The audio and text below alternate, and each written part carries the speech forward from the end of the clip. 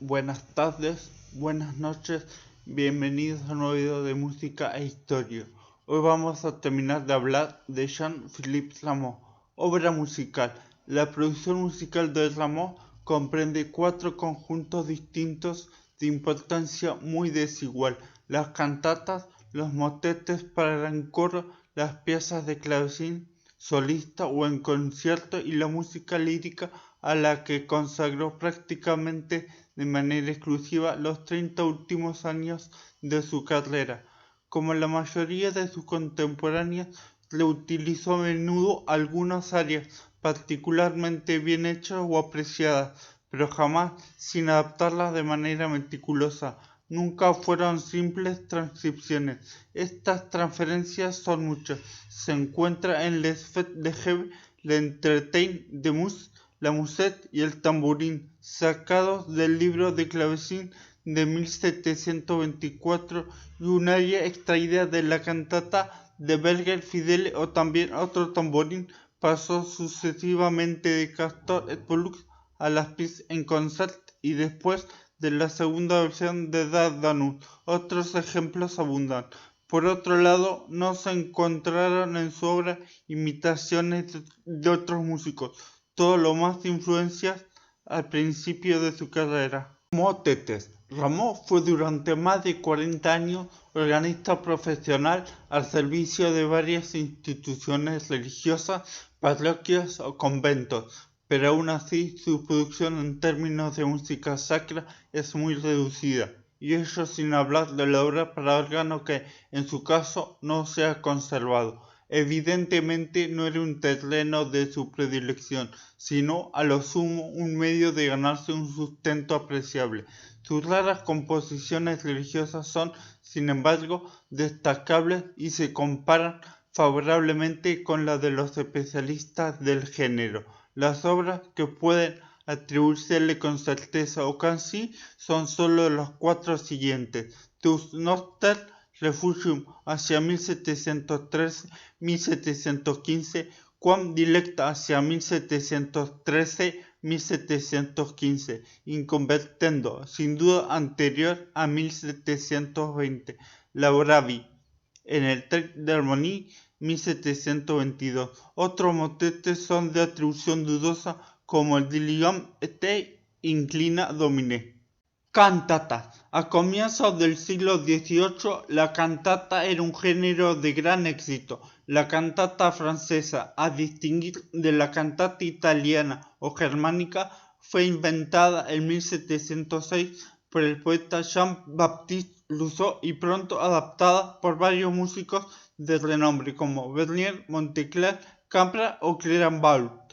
Las cantatas fueron para Rameau el primer contacto con la música lírica, ya que necesitan solo medios reducidos y, por ello, son un género accesible para músicos todavía desconocidos. Los musicólogos no han podido sino suponer la fecha y circunstancias de su composición, y sus libretistas permanecen desconocidos. Las cantatas que se conservan atribuidas con certeza a Rameau son solo las 6 siguientes. Los datos son estimaciones.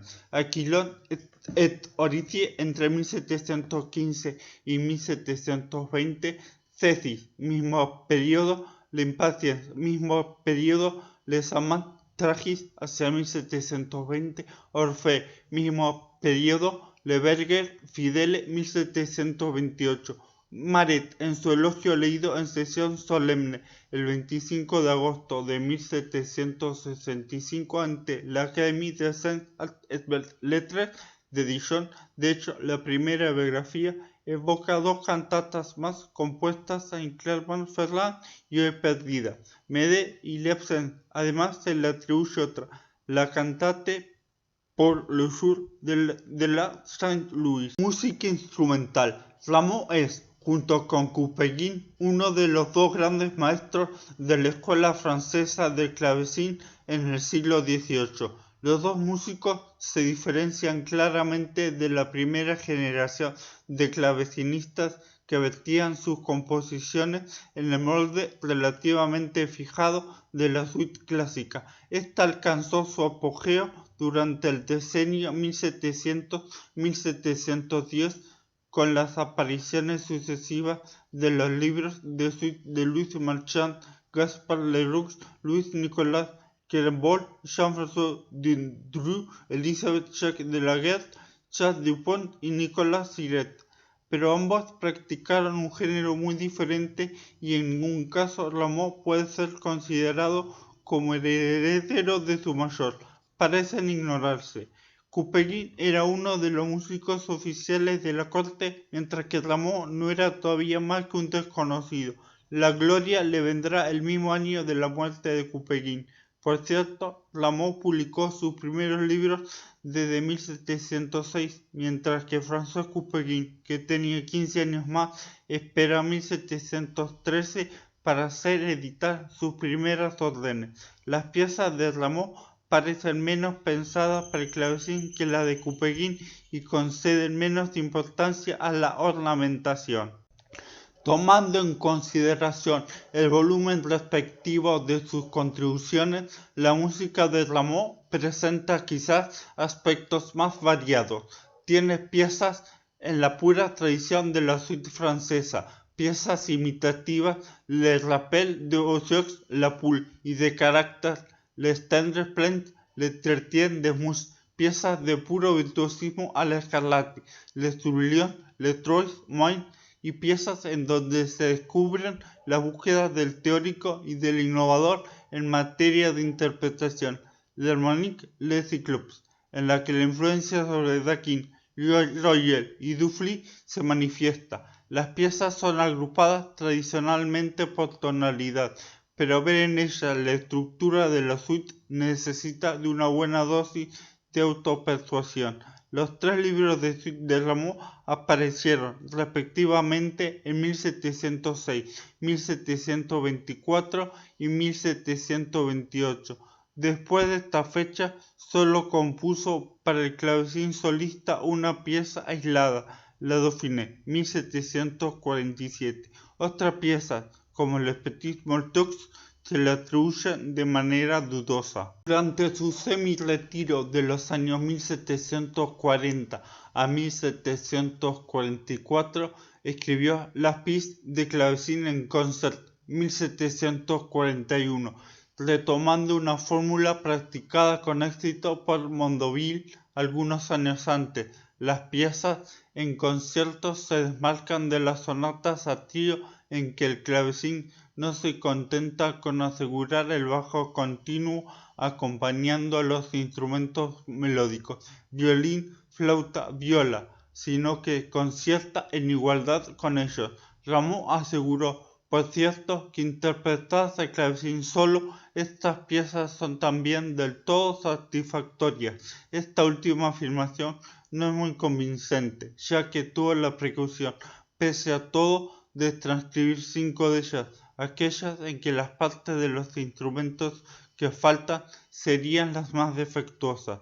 Es necesario señalar que transcribió igualmente para el clavecín un cierto número de piezas extraídas de las Indes galantes. Música lírica. A partir de 1733, Rameau se consagró de manera casi exclusiva a la música lírica. Lo que precedió no fue más que una larga preparación, bien provisto de sus principios teóricos y estéticos de los que nada le podrá apartar. Se consagró al espectáculo completo que constituye, mucho antes que el drama wagneriano, el teatro lírico en la francesa.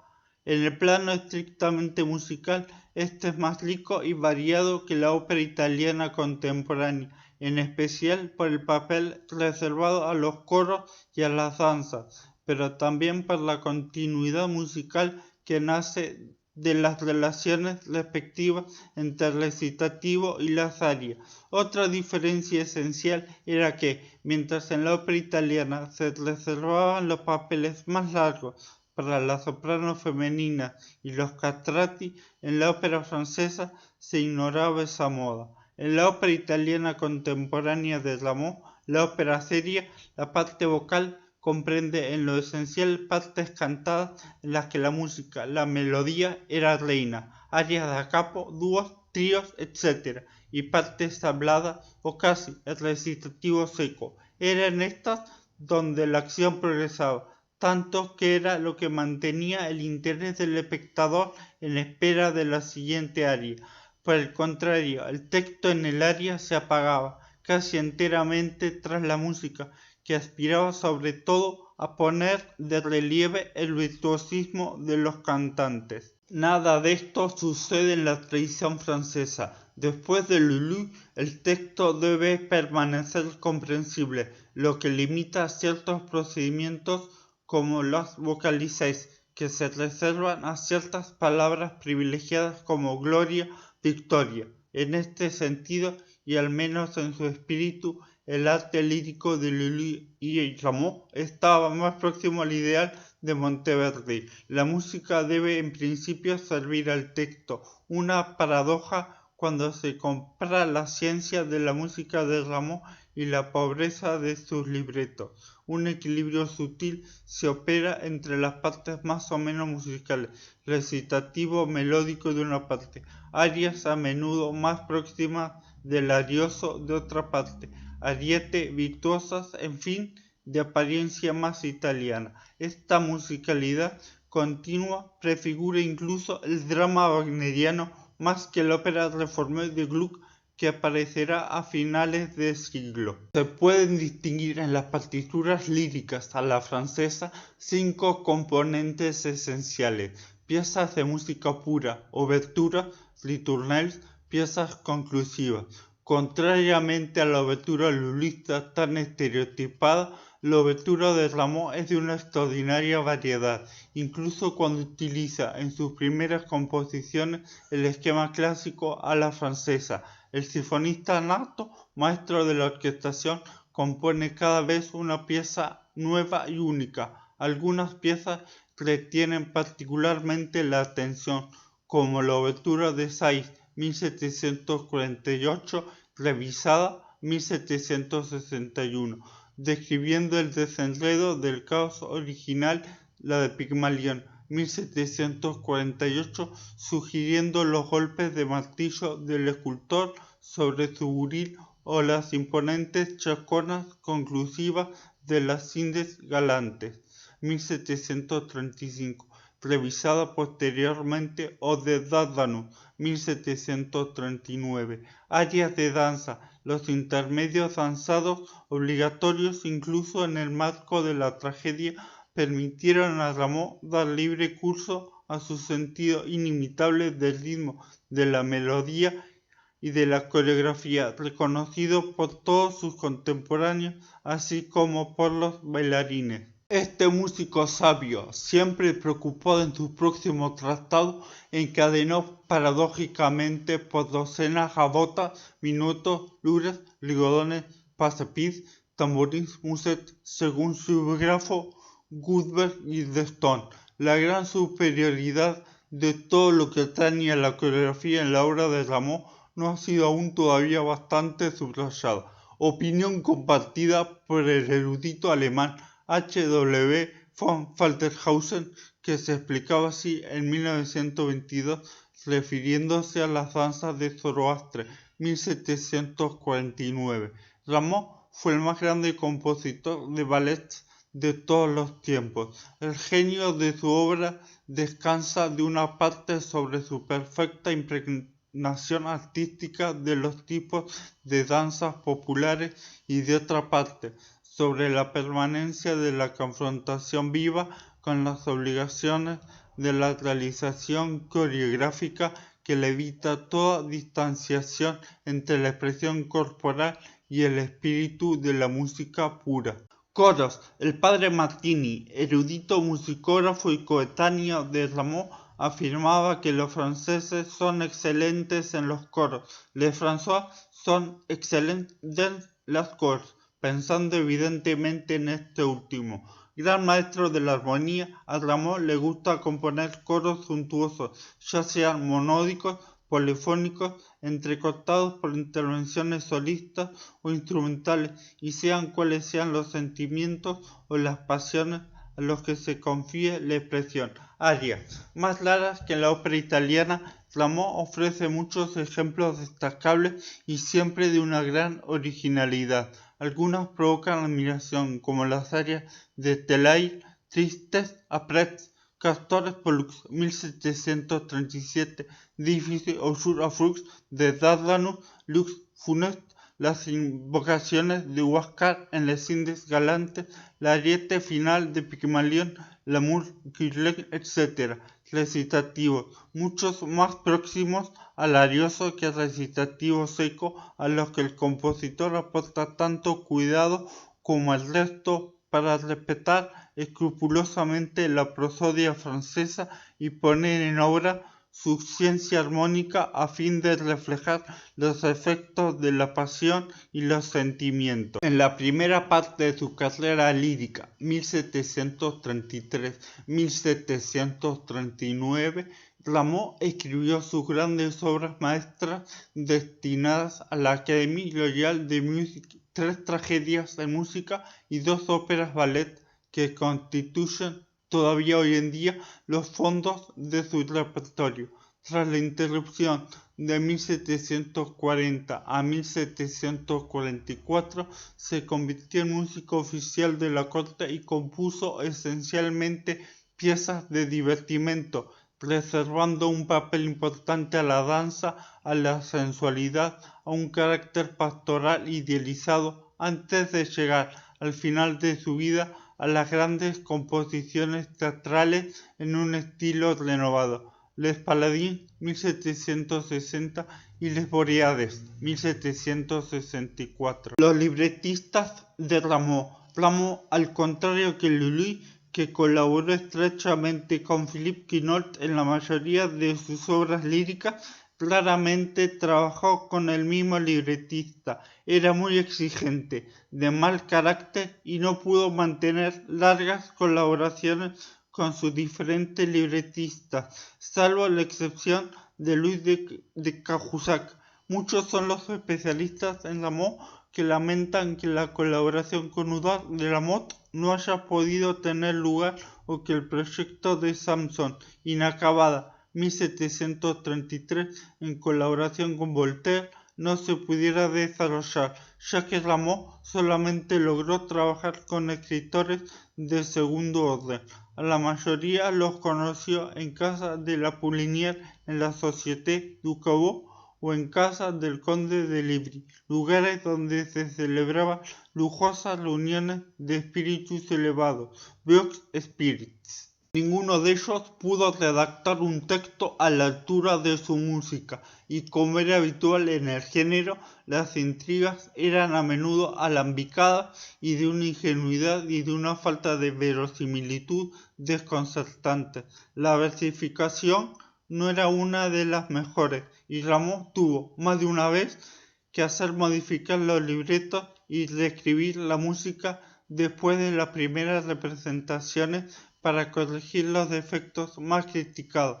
Gracias a ello, sin embargo, es posible disponer de 2 versiones de Castor et Pollux, 1737 y 1754, y sobre todo de Dardanus, 1739 y 1744.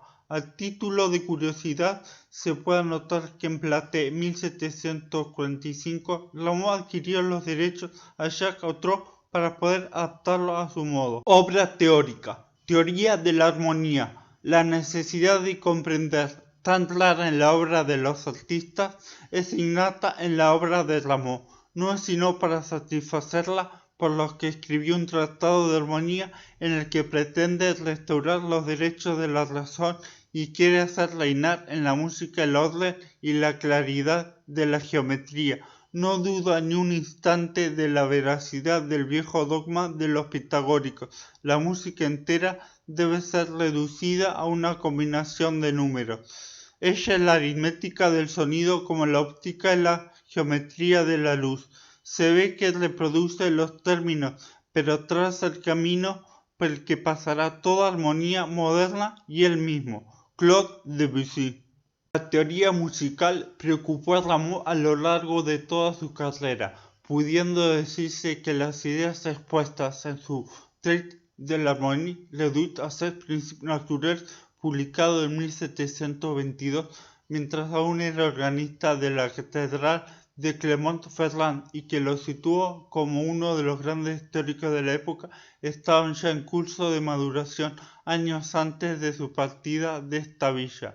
Es seguro que desde los antiguos, desde los griegos y pasando por músicos u eruditos como Salino, Descartes, Mersenne, Kircher o Huygens, se había establecido la ligación entre las proporciones matemáticas y los sonidos engendrados por las cuerdas vibrantes o los tubos sonoros, pero las conclusiones que habían extraído en lo que respecta a su aplicación a la música eran elementales y no habían conducido más que a nociones y a una abundancia de reglas tenidas de empirismo, ramo espíritu sistemático, siguiendo a Descartes, del que había leído el Discours de la Maison y el Compendium Musicae, quiso liberarse del principio de autoridad y aunque no pudo desprenderse de ciertos presupuestos, sí estaba animado por la voluntad de hacer de la música no solamente un arte,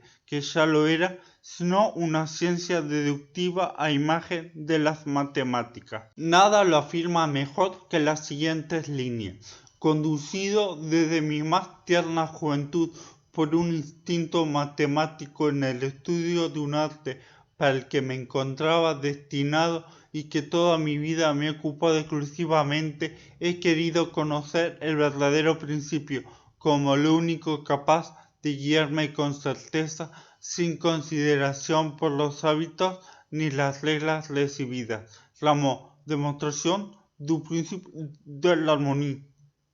Su primera aproximación, desarrollada en el Tratado de 1722, fue puramente matemática y parte del principio de que la cuerda es a la cuerda lo que el sonido es al sonido, la acorde es al acorde lo que el son es au son. Es decir, que de la misma manera que una cuerda dada contiene dos veces una cuerda de su semilongitud, de la misma manera el sonido grave producido por la primera contiene dos veces el sonido más agudo producido por la segunda. Se siente el presupuesto inconsciente de tal idea reflejado en el verbo contener y sin embargo las conclusiones que sacó iban a confirmarle en este camino, sobre todo por haber conocido antes de 1726 los trabajos de Joseph Sauveur sobre los sonidos armónicos que venían a corroborar su creencia de manera providencial. En efecto, este científico demostró que cuando una cuerda vibrante o un tubo sonoro, un cuerpo sonoro, emite un sonido, emite también, aunque de manera mucho más débil, sus tercero y quinto armónicos que los músicos llamaban duodécimo y decimoséptimo grados diatónicos.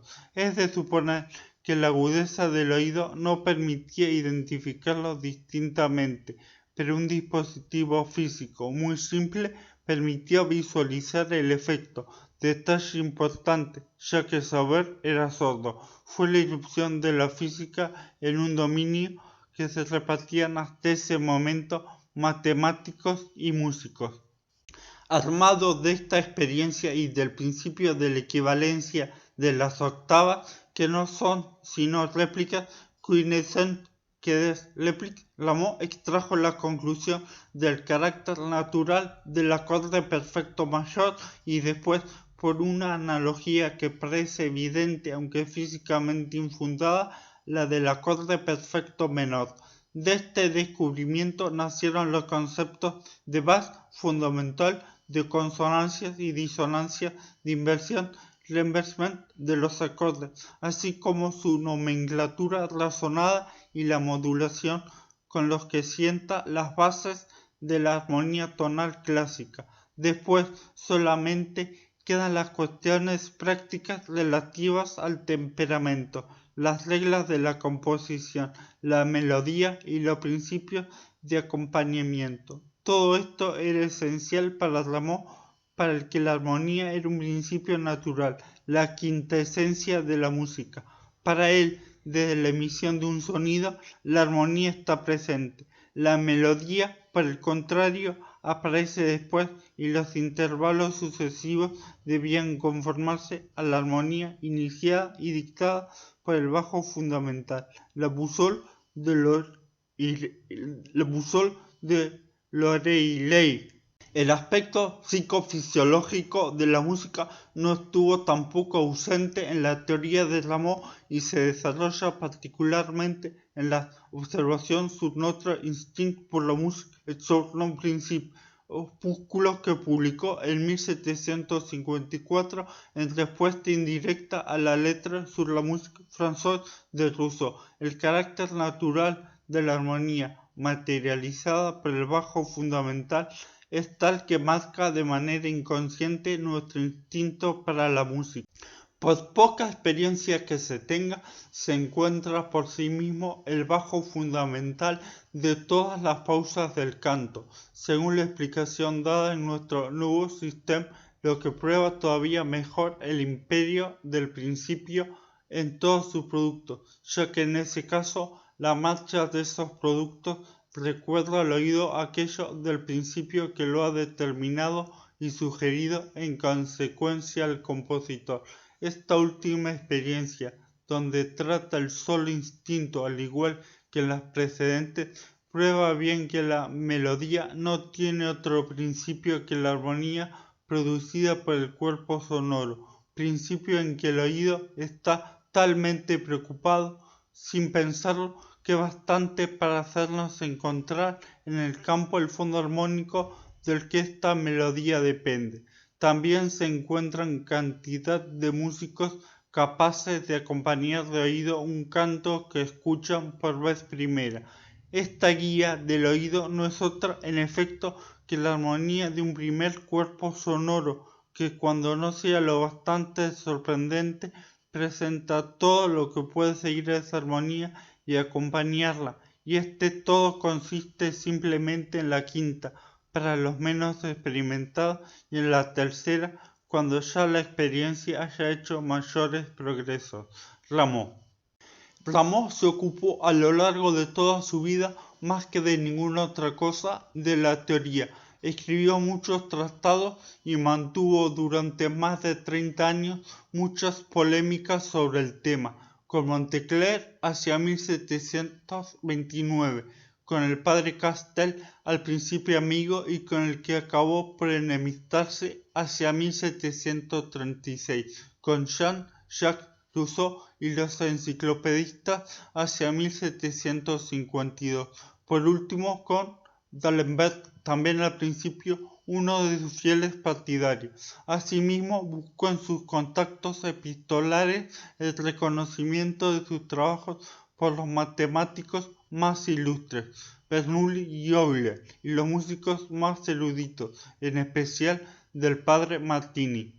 Ningún pasaje resume mejor todo esto que el que dedica Rameau a la resonancia de los cuerpos sonoros. ¿Cuántos principios emanados de uno solo? Es necesario recordárselos, señores. De la sola resonancia del cuerpo sonoro acaban de ver nacer la armonía, la base fundamental, el modo, sus relaciones en sus adjuntos, el orden o el género diatónico en que se forman los menores grados naturales de la voz, el género mayor y el menor, casi toda la melodía, la enarmonía, fuente fecunda de una de las más bellas variedades, los repos o cadencias, la ligazón que sola puede meter las voces en una infinidad de relaciones y de sucesiones, incluso la necesidad de un temperamento, sin hablar del modo menor ni de la disonancia, siempre emanada del mismo principio, solo el producido por la proporción quíntuple. De otro lado, con la armonía nacen las proporciones y con la melodía las progresiones, de suerte que estos primeros principios matemáticos encuentran ellos mismos aquí su principio físico en la naturaleza. Así, este orden constante que hemos reconocido como consecuencia de una infinidad de operaciones y de combinaciones, precede aquí toda combinación y toda operación humana y se presenta desde la primera resonancia del cuerpo sonoro tal como la naturaleza le exige. Así, lo que no es más que indicación se convierte en principio y el órgano, sin el auxilio del espíritu, aprueba aquí aquello que el espíritu había descubierto sin la intromisión del órgano. Y esto debe ser, a mi entender, un descubrimiento agradable a los sabios, que se conducen por las luces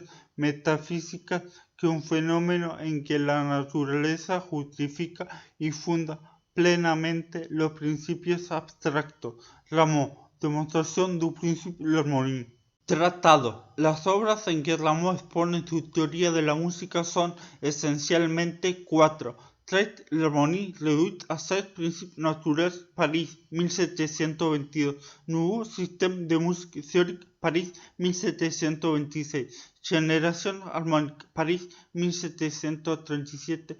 Demostración du principe de l'harmonie, París, 1750. Sin embargo, su participación en las reflexiones de naturaleza científica, estética o filosófica de su tiempo le llevaron a redactar muchos otros escritos bajo la forma de obras, cartas, panfletos, etc., de los que se pueden citar Dissertation sur les différentes méthodes d'accompagnement, París, 1732, Observation sur notre instinct pour la musique et sur son principe, París, 1754, Erreurs sur la musique dans l'encyclopédie, París, 1755, Code de musique pratique, París, 1760. Olvido y recuperación. Las obras de Rameau fueron representadas casi hasta el final del antiguo régimen.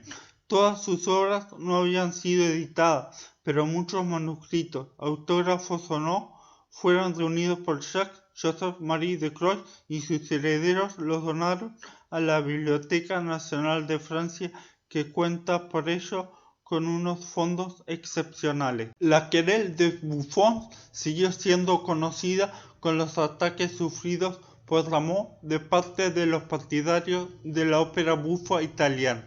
Se sabe menos, en cambio, que algunos músicos extranjeros formados en la tradición italiana veían en la música de Rameau del final de su vida un modelo posible para la reforma de la ópera seria. Fue en ese género en el que Tommaso Tretta compuso dos óperas directamente inspiradas en él, Hipólito et Alicia, 1759, y Tintariridi, según Castor et Pollux, 1760. Después de haber hecho traducir sus libretos, Tretta había sido aconsejado por el conde Francesco Algarotti, uno de los más ardientes partidarios de una reforma de la ópera seria según el modelo francés, y tendrá una influencia muy importante en quien se atribuye generalmente el título de reformador de la ópera, Christoph Willibald Gluck. Tres óperas italianas reformadas de este último, Orfeo ed Eurídice, Alceste y Paride ed Helena, prueban que conocía la obra de Rameau. Por ejemplo, se nota que Orfeo y la primera versión de Castor et Pollux, que data de 1737, comienzan las dos por la escena de los funerales de uno de los principales personajes que debe volver a la vida en el transcurso de la acción. Además, varias de las reformas reivindicadas en el prefacio de Alceste eran ya practicadas por Rameau. Utiliza el recitativo acompañado. La obertura de sus últimas composiciones está unida a la acción que va a seguir. Por eso, cuando Gluck llegó en 1774 a París, donde compondrá 6 óperas francesas, se puede considerar que continuaba la tradición de Rameau. Pero si la popularidad de Gluck se prolongó después de la Revolución Francesa, ese no fue el caso de Rameau. A finales del siglo XVIII, sus obras desaparecerán del repertorio durante muchos años. Durante gran parte del siglo XIX, la música de Rameau permaneció olvidada e ignorada y apenas se interpretaban algunos fragmentos, algunas piezas de clavecín tocadas casi siempre al piano. A pesar de no ser interpretado, su nombre conservó todo su prestigio y el músico no fue olvidado. Héctor Berlioz estudió Castor et Pollux y admiraba en particular el aria de Tellaire, Tristes après en 1875, en la inauguración definitiva de la Ópera de París, concebida desde 1861 por Charles Garnier.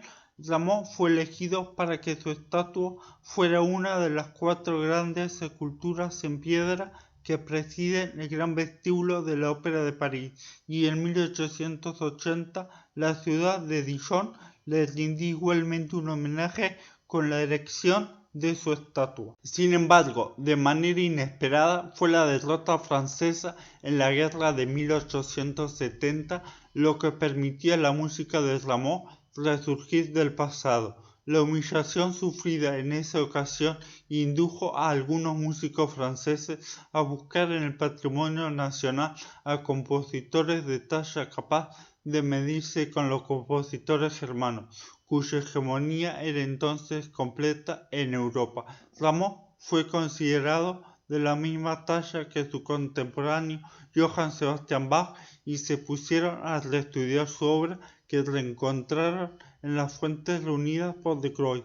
Fue a partir de los años 1890 cuando el movimiento de recuperación se aceleró más con la fundación de la Escola Cantorum de París, destinada a promover la música francesa, y desde 1895 Charles Bordas, Vincent Dindy y Camille Saint-Saëns emprendieron la edición de sus obras completas, proyecto que no logró acabarse hasta 1918 con una edición en 18 volúmenes. Paul Dukas en 1903 compuso su variación Interlude et Finale sur un thème de Rameau para el pianista Edward Riesler. Fue también a principios del siglo XX cuando se asistió por primera vez a la reposición en concierto de algunas de sus obras de forma completa. En junio de 1903, La Guirlande, obra encantadora y sin muchas pretensiones, fue interpretada en la Escola Cantorum. Uno de los presentes era Claude Debussy, que quedó entusiasmado y gritó: «Vive Rameau et bas Gluck». La Ópera de París siguió en 1908 con Hippolyte et Aricie, aunque fue un medio fracaso. La obra no atrajo más que un público limitado y no tuvo más que algunas representaciones. Castor et Pollux, que no había sido representada desde 1784, fue elegida en 1918, después de la Primera Guerra Mundial, para la reapertura del Teatro de la Ópera de París. El interés del público por la música de Rameau crecía muy lentamente y no se aceleró verdaderamente más que a partir de los años 1950. En 1952 se repuso de nuevo en la Ópera de París Les Indes Galantes. En 1956, Platée fue programada en el Festival de Aix-en-Provence. En 1957, Les Indes Galantes fue elegida para la reapertura de la Ópera Real de Versalles. Jean Malignon, en su libro redactado a finales de los años 1950, mantenía que el público en esa época ya conocía suficientemente a Rameau, puesto que había escuchado sus composiciones esenciales. Desde entonces, la obra de Rameau se benefició en pleno del retorno en favor de la música antigua. La mayor parte de su obra lírica, previamente considerada intocable, como muchas óperas de su época, dispone al presente de una discografía de calidad interpretada por los conjuntos barrocos más prestigiosos. Todas sus grandes obras han sido repuestas y gozan siempre de un gran éxito, en especial Les Indes Galantes, la primera representación de su última gran tragedia lírica, Les Boreas, cuyos ensayos fueron cancelados a la muerte del compositor en 1764, tuvo lugar en el Festival de Aix-en-Provence en 1982. Finalmente, la obra fue estrenada en la Ópera de París en 2003 bajo la dirección musical de William Christie y escénica de Robert Carlsen. En la descripción del video dejaré un ejemplo musical de la música de Rameau. Si les gustó el video, suscríbanse al canal, compartan, denle like y comenten. Muchas gracias.